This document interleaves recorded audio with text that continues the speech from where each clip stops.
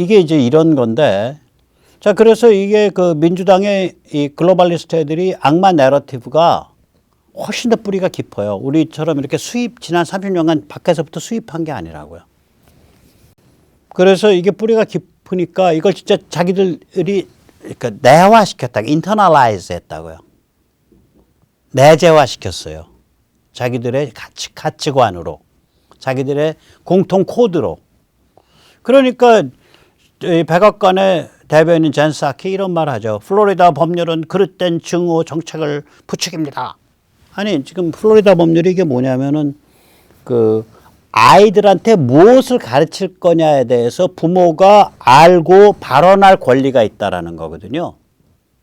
아이들한테 무엇을 가르칠 거냐에 대해서 부모가 알고 발언할 권리가 있다. 그게 플로리다에서 최근 통과된 법이고, 그걸 이제 저쪽 애들, 민주당 글로벌리스트 애들은 뭐라고 비아냥거리냐면 Don't Say Gay Act라 그래요. 그러니까 동성애는 입도 뻥끗하게 말을 못하게 만드는 법, 그렇게 폄훼시켜서 부릅니다. 플로리다에서 통과시켰다고요. 그걸 가지고 백악관, 연방정부의 대변인이 그 주에서 통과시킨 그 법은요, 증오 정책을 부추기는 그릇된 법입니다. 있다고 발언을 하고 있는 거예요. 그 다음 민주당 상원 의원 딕 더빈, 아동 성범죄를 강력 처벌하는 것에 반대하고 있어요. 지금 아동 성범죄에 대한 처벌을 더 강화해야 된다라는 공화당 입법이 추진되고 있는데, 상원 중심으로 거기에 대해서 반대하고 있는 게 더빈이라고요. 그러니까 얘들은 이게 코드화되어 있는 거예요. 그러면 안 돼. 그러면 안 돼. 참 문제가 있습니다. 이게 이제, 그런데 이게 무슨 효과를 갖고 오고 있냐. 이 보통 사람들이 탈민주당을 하는 러시가 일어난 거예요. 그래서 예를 들면은 플로리다 지금 엊그저께 일어난 일인데요. 4월 1일 기준으로 플로리다에서 그러니까 민주당 유권자 등록보다, 얘들은 유권자 등록을 당이 나서서 해주거든요. 민주당에 의한 유권자 등록보다 공화당에 의한 유권자 등록이 10만 명이 앞섰어요. 이게 보통요, 미국 전체적으로 보면 민주당을 통한 유권자 등록이 공화당보다 좀 더 많고요. 투표율에서 공화당 쪽이 좀 높아서 비슷해져요. 투표가 시소가 돼요, 보통. 그런 구조인데, 유권자 등록 자체가 민주당보다 공화당에 높게 그렇게 바뀌고 있다가 미국 각 주에서, 특히 플로리다 같은 경우에는 이게 민주당의 텃밭 중에 텃밭이라고 할 수 있는 마이애미 데이트 카운티 같은 데서 이게 바뀌고 있단 말이에요. 그래서 지금 평론가들이, 여기 이제 아래에 있는 그 평론가 같은 경우 뭐라 그러냐면, 지금 공화당으로 옮겨 타는 사람들은 백인뿐이 아니다. 보통 사람들, 보통 유권자들, 모든 인종의, 그게 백인, 라티노, 흑인, 아시안, 모든 인종의 보통 인권자들이 탈민주당을 하고 있다. 이런 얘기를 하고 있어요, 지금. 그래서 문제가 좀 심각하지요. 예. 여기서 이제 우리 국민의힘, 우리인지 너인지 모르겠는데, 이 정말 창피하게 생각해야 될 얘기가 이제 나옵니다. 미국에서 최근에 여론조사를 해보면요. 여론조사를 해보면 어느 당의 정책을 지지하십니까? 그러면 민주당, 공화당 할 때 민주당이에요. 이게 그렇게 답하는, 특히 여성 쪽, 대학 졸업 여성, 미시족 다 이렇게 답을 해요. 그런데 똑같은 사람한테 그 아래에서 똑같은 사람한테 어떤 당의 cultural value, 우리말로 번역하자면 어떤 당이 표방하고 있는 정신문화적 가치관이 당신의 가치관과 일치합니까? 혹은 유사합니까? 혹은 가깝습니까? 라고 물으면 위에서 정책은 민주당이라고 해놓은 사람이 아래에서 가치관이 일치하는 건 공화당이라 그래요. 자, 우리한테 만약에 이렇게 해보세요. 태반이 정책, 한미동맹 이런 거 생각하면, 나 그건 국힘. 가치관? 국힘, 걔들 무슨 가치관이 어딨어. 그 배부른 양아치, 그냥 사회 상류층 제도권 놈의 자식들. 그건 차라리 진보가 나, 민주당. 이런 사람이 많을 거예요. 정말 반성해야 돼요. 이거는 국힘이 반성해야 될 뿐만이 아니라 저 같은 이른바 보수 공화 성향의 지식인들 또 성직자들이 반성해야 돼요. 이거는. 저희가 하는 반성의 3분의 1쯤 되는 반성을 국힘이 해야 되고 국힘 국회의원들이. 정말 반성해야 될 일입니다. 다시 말하자면 제가 가끔 세뇌 탈출해서 그러잖아요. 지난 30년 동안 지배해왔던 혹은 25년 트럼프 때까지 25년을 지배해왔던 이 글로벌리스트 깡통 좌파, 글로벌리스트 깡통 진보 이 정신문화 권력이 붕괴했다. 이게 MTR 혹은 보수 공화 혹은 VOS, Value Oriented Sovereign State, 가치지향 주권국가 그 흐름에 의해서 이게 문화 권력이 엎어지고 있다. 제가 그런 말씀드리잖아요. 그리고 거기에 가장 중요한 이유는 개미 소관이다. 개인 미디어, 개인 소통, 개인 관점. 개미 소관이다. 그 가장 중요한 제가 그런 말씀드리잖아요. 지금 이 얘기를 하고 있는 거예요. 실제로 조사를 해보면 요새 정책은 민주당 지지해요. 그런데 가치관은 공화당 쪽에 찬성해요. 이렇게 나타나요. 같은 사람이 같은 대학 졸업 가장 민주당스러운 데모그래피 구조, 가장 민주당스러운 고그룹, 대학 졸업 여성 30대가 이렇게 답을 한다. 이거 30대, 40대가. 직접 한번 들어보세요. 짧습니다. Is that while the women agreed with Democrats on policy, they just didn't connect with them. When asked which party had better policy proposals, the group members overwhelmingly said Democrats. But when asked which party had cultural values closer to theirs, they cited Republicans. Democrats embracing the overt abuse of children, I will not tolerate. I will not placate, defend, diminish. You can shove off, my friends. Special shout out to Robbie Suave. Robbie is a libertarian personality. 예, 지금 그 다음에 이제 로이스 웨이브의 그 트위터 이런 얘기를 하는데 로비스 웨이브는 리버테리언이즘이에요. 시장 만능주의자인데 그러니까 공화당이라고도 그럴 수 없고 민주당이라 그럴 수도 없습니다. 시장 만능주의자들은 굉장히 리버럴한 데도 있고 굉장히 보수적인 데도 있고 두 얼굴 다 가지고 있는데 이 로이스 웨이브 같은 사람의 말에 이 민주당의 핵심 지지층 고급 교육을 받은 여성 유권자들이 박수치고 동조한다는 얘기예요. 로이스 웨이브가 그런 말 했거든. 플로리다 법 얘기하면서. 야, 부모가 알아야지. 그거 부모가 애들한테 뭐 가르쳤는지 알으면 안 된다라는 게 그게 정신머리 제대로 박힌 것들이냐. 그런 식의 평을 많이 해요. 로이스 웨이브가. 로비스 웨이브가. 젊은 친구인데 한 지금 30대 중반? 그래서 그렇게 이게 정신문화적 그 헤지모니 헤게모니, 그러니까 문화 권력, 정신 문화 권력이 이 글로벌리스트 깨좌좀, 글로벌리스트 깨좌좀, 깡통 진보, 깡통 좌파에서 이쪽 보스, 가치지향, 주권국가, 다른 말로 하면 보수 공화주의로 옮겨오고 있어요, 이게 미국은. 자, 이런 와중에 이제 헌터 바이든을 헌팅한다. 뭐 이렇게 되는 거죠. 헌터 바이든 헌팅하게. 이게 긴말 다 아닌데 헌터 바이든의 랩탑 그 뭐 흉악한 무슨 이상한 그 빨가벗은 것도 들어있고 여기저기 보낸 이상한 이메일 자기 아버지 끼고서 이상한 비즈니스 한 거 그 이제 나중에 재판받으면 감옥 10년 이상 가는 그 랩탑 이미 다 밝혀졌고요. 그거 헌터 바이든 거 맞다. 그 다음에 거기에 대해서 특별조사위원회 스페셜 인베스티게이션 커미티인가 만들자는 그 공화당의 주장을 백악관은 거부하고 있고요. 백악관은 또한 아빠 바이든은 아들 바이든의 비즈니스를 전혀 몰랐다라고 변명 중이고요.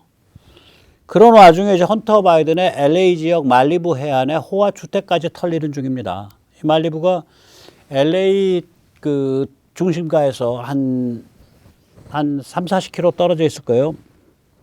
안 가봤습니다. 인터넷에서 그렇게 나오더라고요. 말리부 해안, 태평양 바라보고 언덕에 아주 뭐 수백만 달러, 뭐 1,000만 달러 이상의 그런 집들이 줄줄이 있고 거기 사시는 모양이에요. 헌터 바이든께서. 이제 그 집까지 다 털리고 있는 중이에요, 요새. 또 뿐만 아니죠. 힐러리 클린턴, 힐러리 감옥 가자, 깜빵 가자, 뭐 이렇게 이제 얘기되는 게 오바마 얘기가 아니고요.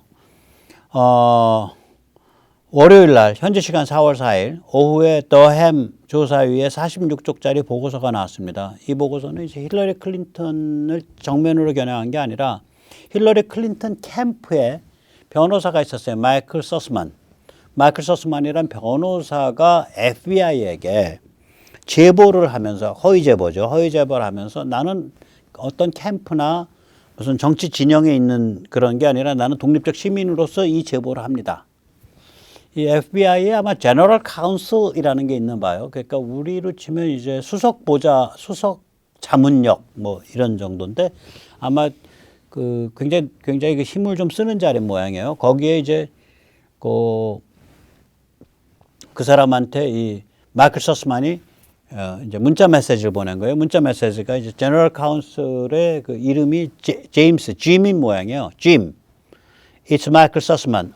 저는 마이클 서스만입니다. 나 마이클 서스만이야. I have something time sensitive and sensitive.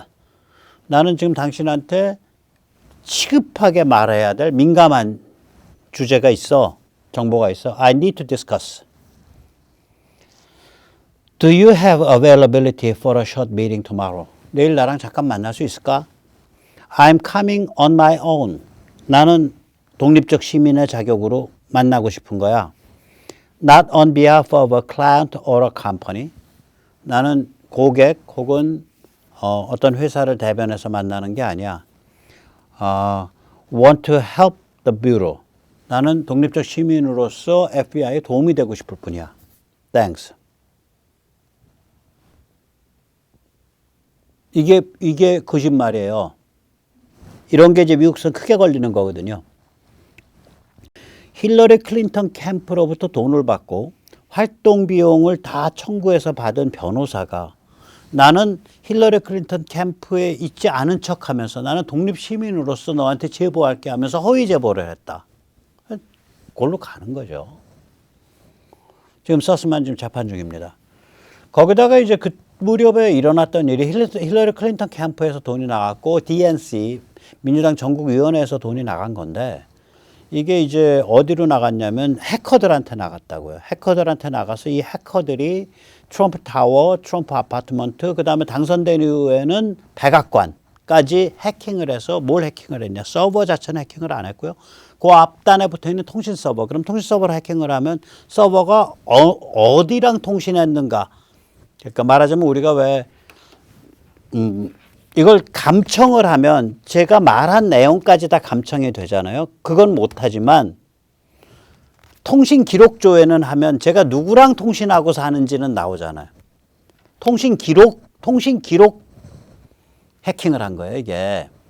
그런데 이게 이제 문제가 또 심각한 게 힐러리가 이게 나중에 몰려서 그런지 이게 언제적이냐면 이게 10월 달일 거예요. 힐러리의 10월 달에 그 2016년 10월, 그러니까 한참 뜨거울 때, 혹은 11월 초, 한참 뜨거울 때, 대선, 그때 힐러리의 그 유명한 트위터입니다. 이 트위터에 보면 이렇게 말했습니다. 컴퓨터 과학자들이 말이죠. 컴퓨터 공학자들이, 트럼프 조직에 숨겨져 있는 서버를 발견한 것 같습니다. 그래서 이 서버가 러시아에 있는 은행 알파뱅크하고 통신한 것을 밝힌 것 같습니다. 이게 지금 해킹한 거예요. 그러니까 컴퓨터 공학자가 아니라 해커들이. 근데 이게 그냥 해커들의 발표를 그냥 힐러리나 DNC로부터 돈을 안 받은 독립적 제3 진영의 해커였다면 문제가 덜한데 이게 돈 질른다라고 여기가. 이게 뭐냐면 이 해킹 보고서인데요. 이게 제이크 설리반이라는 사람의 보고서거든요. 제이크 설리반 이쪽에서 돈 받았다고. 힐러리 클린턴 캠프하고 DNC로부터. 그러니까 이제 줄줄이 닫히게 되어 있는 거예요, 이게. 그래서 얼마 전에 트럼프가 힐러리 클린턴 캠프, FBI, 그 다음에 민주당 전국위원회, DNC 여기를 다 민사소송을 연방법원에 걸었죠. 자, 그럼 여기까지 보면 이제 그림이 나오죠. 우크라이나 저거 강경대치로 갈 가능성이 있다. 저거 평화협정 잘 못 간다. 일 저질러 놓은 게 많다. 러시아군이. 그래서 참 세상이 불안해지는 상황이다. 하나는 첫째 그거고. 그 와중에서 바이든은 아까 보셨지만 완전히 치매 노인이고. 그 다음에 이제 이 와중에서 민주당은 박살나고 있고 특히 그냥 박살나는 게 아니라 민주당이 이때까지 떠들면서 내재화한 인터널라이즈한 자기들의 코드로서 받아들인 악마 내러티브까지 걸려서 같이 이제 무너지고 있는 거예요. 이런 상황입니다. 이런 상황에서 이제 헌터 바이든 건도 또 터지고 힐러리 클린턴 건도 터지고 그러니 뭐 11월 이번 중간선거 볼 것도 없게 된 거예요, 이제. 이 상태로 가면. 이게 이제 윤석열 정부에는 위기이자 기회죠. 왜 그러냐면 미국이 저렇게 정치 내전이 이제 살벌하게 두 진영 사이에 진행이 되면 한국에 나와 있는 또 한국 정책을 결정하는 이제 그 국무부나 CIA나 이런 데들은 어떻게 보면은 굉장히 난잡한 이상한 결론을 내릴 수 있기도 하지만 한국은 워낙에 오랫동안 이게 그 증명된 포뮬라가 있단 말이에요. 증명된 공식이 있어요. 그러니까 보수 우파 성향의 정부를 안정화시키고 베이징과 평양에 대해서 제대로 자기 스탠스를 가질 수 있도록 대한민국을 안정화시킨다. 뭐 이런 그런 포뮬러로 되게 돼 있을 거예요. 그건 누구도 못 부정하니까. 그런 포뮬러로 한국은 쭉 안정화되는 방향으로 가요. 그러니까 이제 미국에서 아무리 정치적인 그런 게 있어도 그 격변이 있어도 윤 정부 입장에서는 일을 풀어갈 수가 있죠. 그리고 이제 좀 더 내다보면 3년, 4년을 내다보면 2년 후에 이제 대선이면 제가 보기엔 2025년부터는 의회도 MTR, 마가 트럼피즘 공화 신주류 MTR이 장악하고 행정부도 MTR이 장악하고 그게 2025년 1월부터 아마 그럴 텐데 예측한데 그러면 2025년 한 여름쯤 되면 굉장히 편안한 한미 관계로 그러면서 굉장히 유의미한 한미 관계 정말 자유통일을 바라볼 수 있는 그러니까 미국이 중국을 몰아붙이면서 지금 휴전선이 미국과 중국의 스피어 오브 인플루언스 그러니까 영향권의 경계선인데 그거를 압록강 두만강으로 옮기는 그런 만약에 디자인을 할 수가 있거든요. 이게 MTR 진영은. 트럼프는 거기 일보 직전까지 갔었고 그러는 경우에 이제 윤석열 대통령이 이제 자유통일 대통령 되는 수 있어요. 저거. 그렇게 돼요. 상황이. 아무튼 그 아슬아슬합니다. 그러나 기본적으로는 윤 정부가 한미 관계를 아주 신중하게 지금 잘 풀고 있거든요. 이제 요새 누구도 만나서 여기는 지금 국제 정세 제대로 읽고 한미 관계만 제대로 그 안정적으로 풀어도 61점은 해. 국내 아무리 어려워도 한국 대통령은 61점은 하는 거야. 그 얘기를 많이 해주고 있습니다. 좀 이제 그쪽 진영 사람들이나 또는 그쪽 진영이랑 좀 이야기가 되는 교수들 만났을 때 다들 그렇게 생각을 해요. 거기 있을 땐 61점이 판결 나는 거니까. 자, 이런 와중에 이게 제가 참 요새 이 교육감 선거랑 관련돼 가지고 참 어이가 없어서 친이 쪽 사람들이 좀 제대로 움직여줬으면 좋겠어요. 집안 단속 좀 제대로 하시고 처신 똑바로 하십시오. 친일 쪽 사람들이 좀 엉뚱한 처신들을 했었거든요. 예를 들어 박창달 이 양반 이제 포항 출신 3선인가 4선 의원 했었죠. MB의 고향 선배고 MB랑 직결된 선배입니다. 이 박창달을 MB가 자유총연맹 총재로 모셨단 말이에요. 보통 이제 자유총연맹 총재 보내는 게 이제 그 진영에서 특히 이제 그 보수 우파 진영에서는 원로 대접을 해주는 거거든요. 최고의 원로 대접을. 그러니까 법정단체니까 법정단체가 몇 개 없어요. 그 바르게 살기, 자유총연맹, 그 다음에 재향군인회 3개밖에 없습니다. 거기 특별법에 의해서 지원받는 단체들이에요. 그러니까 굉장히 이게 사회적 지위가 높은 자리죠. 사회적 정치적 상징성이 큰 자리죠. 아니 거기 총재였던 사람이 지난 대선 와중에 민주당 입당해서 이재명 지지를 했다고요. 박창달이. 그럼 이제 우리 같은 야인들 관점에서 이거 뭘로 보냐면, 야, MB 쪽에서 이재명 당선될 걸 대비해서 보험 든 거야? 이렇게 보이죠. MB를 위한 보험 들기냐? 왜 이런 처신을 왜 하냐고. 저는 MB가 그런 보험 들 정도까지로 약해져 있다고는 생각 안 하는데, 그 정도까지 MB가 약해져 있다 그러면 뭐 그냥 얼굴에 침이나 뱉고 말죠. 그럼 박창달이 나서서 내가 보험 들어줄게 하면서 두 길 보기 했을 가능성이 크다고 보는데, 뭐 이런 처신이 어딨냐 이거예요. 제가 이주호 씨에 대해서 그동안 욕을 안 했어요. 별로 비판 안 하고. 누가 이제 비판하는 사람들이 있습니다. 이주호 교육부 장관 했었죠. MB 때. 굉장히 젊은 나이에 교육부 장관을 오래 했습니다. 저보다 2살 아래인데, 2살 아래니까 지금 뭐 61 만으로 하나 이렇게 될 거예요. 60이나. 그런데 10년 전에 교육부 장관, 10년이 뭐야? 2008년이니까 14년 전에 교육부 장관을 했으니까 40대 후반에 교육부 장관 한 거예요.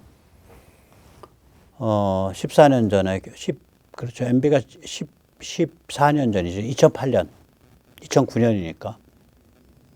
그래서 아마 MB 임기 내내 교육부 장관 했을 거예요. 그러니까 양지에서 있었던 사람인데, 최근에 갑자기 이 조전혁 후보를 만들어낸 교체협의 프로세스, 신청자가 28만 명이었고 그 까다로운 휴대폰 실명 인증을 통해서 투표한 사람이 4만 명짜리인 그런 대한민국에 이때까지 유례가 없는 민초민주주의 프로세스인데, 그걸 폄훼를 하고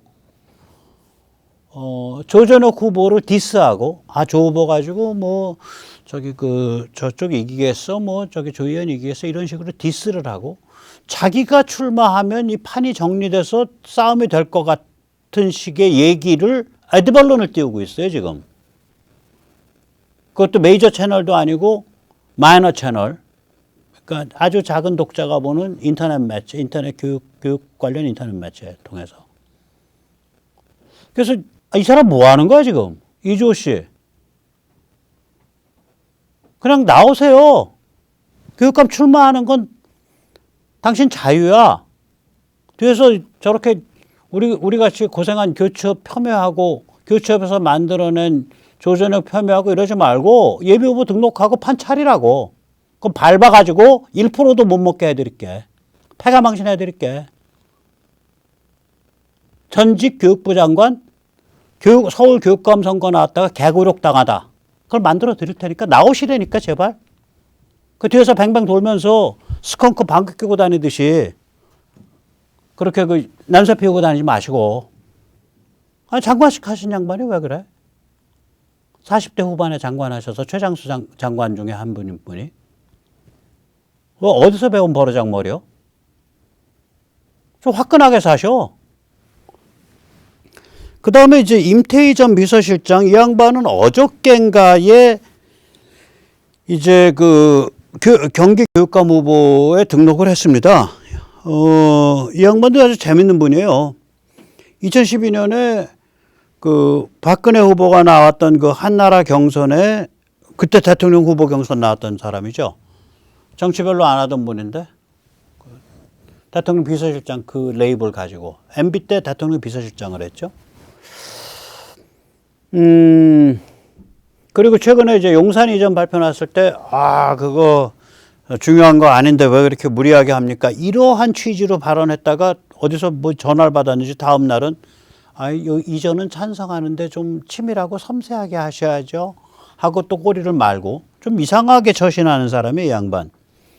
근데 그건 좋아요. 근데 요번에 일단 예비후보 등록을 어저께라도 했길래 다행이에요. 이 양반도 보면 예비후보 등록 끝까지 미루면서 나를 단독 후보 추대해주면 출마하겠다라는 시그널을 계속 발신하고 있다라고 루머가 돌았어요. 풍문이. 안 그랬으면 할 수 없고, 안 그랬으면 한번 나오세요. 제가 모시고 하시고 싶은 말씀 다 모셔드릴 테니까. 그래서 제가 혹시 이 풍문이 사실이라면 저는 이분한테 묻고 싶은 게 있어요.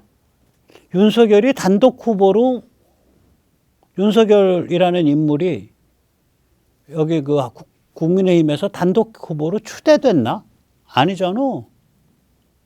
자기 혼자 가서 7월 30일인가에 자기 혼자 걸어 들어가서 입당한 다음에 피 터지게 싸워가지고 11월 초인가? 11월 초죠. 피 터지게 싸워서 후보 경선 되고 온갖 음해 다 받으면서 특히 홍준표 진영 쪽으로부터 그 다음에 되고 나서는 김종인하고 이준석한테 2달에 걸쳐서 몰매 맞은 사람 아니에요. 그러다 타이밍 봐가지고 자기 지지율이 제일 꼬라박혔던 1월 초에 한꺼번에 날려버렸죠. 김종인 날리고 이준석은 딱 날개 꺾어버리고.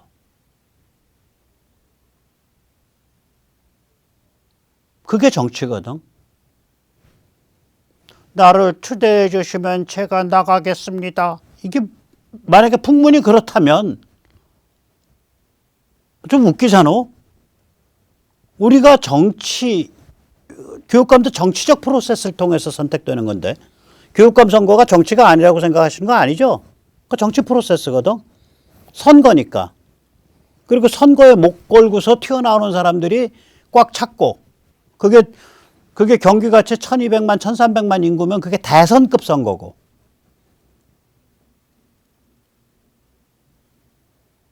정치 프로세스거든요.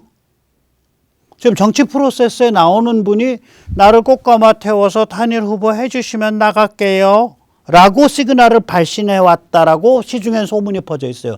그거부터 수습하셔야 돼. 그리고 동시에 우파 성향, 보수 성향으로 지금 한 서너 분 나와 계세요. 예비 후보 등록까지 마치고. 그분들과 물론 뭐 본인 생각엔 에이 뭐 체급이 다른데 내가 그거 뭐 창피하게 앉아서 단일화 해야 돼. 이런 생각 하덜덜덜 마시고 그분들과 어떤 종류의 그림을 연출해 주셔야 돼요. 최선을 다해서. 그래서 난 이주호 씨한테는 내 씨라고 부를게요. 저보다 나이도 뭐 2살 어리고 뭐 그까지 장관 한 번 한 것 같고 제가 무슨 뭐 장관님 하기에는 좀 저도 쪽팔리고 그냥 이주호 씨 나오시라니까 뒤에서 냄새 피우지 말고. 어디서 그런 식으로 사는 걸 배우셨어? 장관식이나 해처 자신 분이? 그렇잖아요. 창피하잖아요. 인생 사는 게. 그리고 임태희 전 비서실장님 일단 늦었지만 예비후보 등록하시고 이제 환영하고요. 단일 후보 추대 임태희 정도 저는 별로 뭐 좋아하지도 싫어하지도 않지만 일단 스펙 자체가 대통령 비서실장이고 뭐 장한대 총장이고 이래요. 스펙이 워낙 좋아. 스펙이 워낙 좋으니까 어떤 룰을 하더라도 단일화 되거든요. 룰만 지켜지면. 그러니까 임태희 실장께서는 뭐 본인의 행여 내가 뭐 저렇게 급수가 안 되는 사람들이랑 같은 테이블에 앉아서 그 단일화 과정 그거 밟아야 되나? 이런 교만한 생각을 안 하시기를 제가 기도합니다. 안 하시고 있을 거라고 믿고 싶습니다.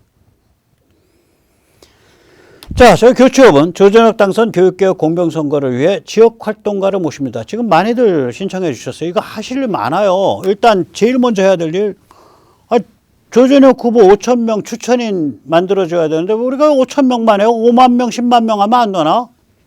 바로 이제 시작하려고 그러거든요. 그 다음에 이제 뭐, 예를 들어서 1인 시위 패널.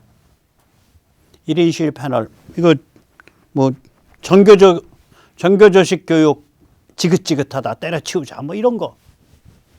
하고서 저희가 패널 만들어서 팔 거거든요. 그 파는데 앞에서 나서서 팔아주시고 또 사서 이렇게 지하철에서 토요일 일요일은 좀 왔다 갔다 하시고 그 다음에 공명선거 참관도 해야 되고요. 그 다음에 시간 되시는 분들, 열정적인 분들은 선거운동원도 하셔야 되고 뭐 할 일 많습니다. 그래서 010-3131-4924 이 과정을 통해서 지역 조직이 좀 다져졌으면 좋겠어요. 그리고 이제 워낙 여기 참여하시는 사람들이 많아서 문자라든지 이런 게 워낙 비용이 많이 들어요. 뭐 한 20만 명 회원, 우리 그 신청 회원들한테 문자 한번 보내면 단문만 한번 보내도 300만 원 듭니다. 거의 28만 명한테 보내면. 요번에 4만 명 4만 명의 실명인증 투표를 해보니까 실명인증 비용이 한 건당 80원, 90원에서 380만 원, 100원 꼴에서 380만 원 나왔더라고요. 전 실명인증 그렇게 비싼 줄 몰랐어요. 그냥 문자 비용이 아니라 실명인증 비용이 거의 100원 꼴이더라고요, 그게. 그래서 그게 380만 원 나왔어요. 그러니까 이 군자금이 이게 사람 명수가 뭐 만 단위, 10만 단위, 20만 단위, 30만 단위 이렇게 가니까 이 군자금 많이 듭니다. 여유 없으신 분은 그냥 뭐 마음만 도와주시고요. 여유가 되시는 분들은 팍팍 밀어주십시오. 오늘 여기까지 모시겠습니다. 감사합니다.